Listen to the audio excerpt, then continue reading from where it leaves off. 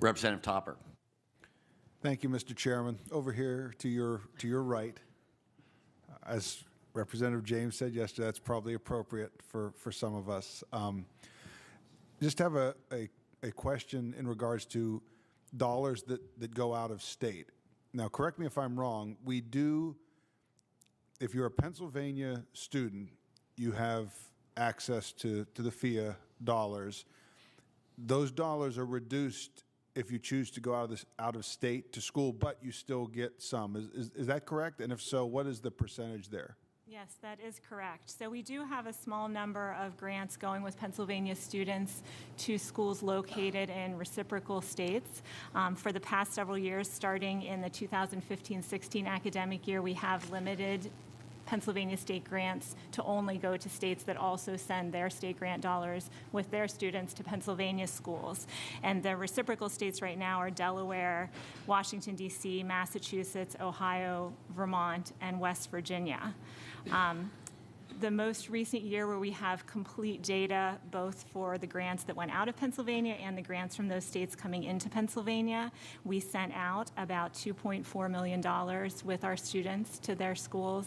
But those grants, as you mentioned, are reduced. So they're receiving about $500 to go to those other states as opposed to the several thousand dollars they could be receiving potentially at a Pennsylvania school. So it is a reduced amount. And then for that $2.4 million that we sent out of state in grants, there were grant dollars coming back into Pennsylvania with students from those reciprocal states that totaled about $4.6 million. 4.6. So we're actually a net import. Yes. We're benefiting from this arrangement. Yes, we so are. with that in mind, what are we always looking for ways to find, like, for instance, I didn't hear Maryland on the list.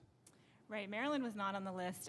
If you look back multiple decades, there was a time where there were grant funds going to Maryland, but in recent, the last couple decades, some of our contiguous states, New York, New Jersey, and Maryland, had specifically not been willing to send their state grant dollars with their students to Pennsylvania because we were such a big importer of students from their states, and so we haven't been sending. Well, I guess that makes sense for them.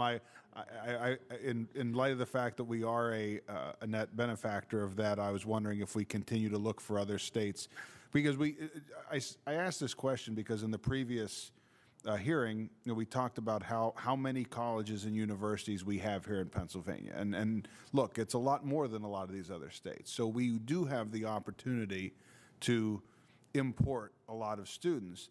I just wanted to make sure, and your answer, was correct, that we are actually benefiting from even a small amount of our PHEAA dollars going out of state.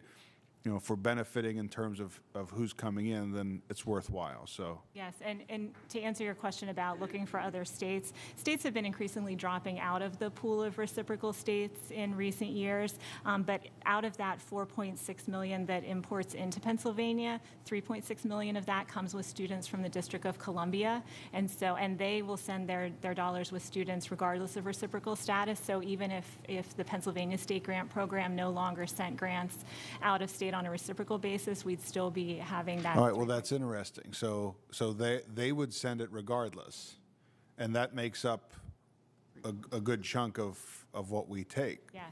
Okay. So I guess when it gets to the point, and I guess we're already there, when the other states that we're sending to, when that amount falls below what we're getting back from them, then I guess maybe it requires another look as to whether it's frugal for us to do so, right? Because D.C. is going to send them anyway. And this is something that PHEAA's Board of Directors considers on a regular basis. All right. Well, thank you very much. I appreciate it. Thank you, Mr. Chairman.